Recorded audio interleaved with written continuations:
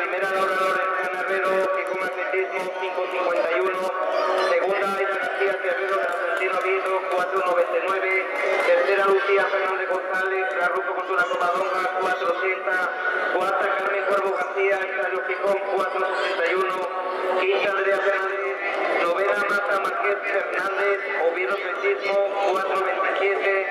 décima Rocío de Atlanta, Atlética Villecina 4.21, undécima Julia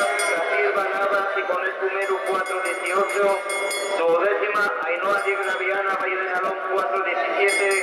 decimotercera Grecia García Morán de Piroña Punto Deporte 4.11, decimocuarta Paula Rodríguez Ortega, Piroña Punto Deporte 3.86, decimoquinta Raquel Vega Navas y con el Pumero 3.85, decimosexta Juncal Guerrero Rodríguez, Piroña Punto Deporte 3.81, decimoséptima Olaya Fernández Sánchez, Atlética Villecina 3.78,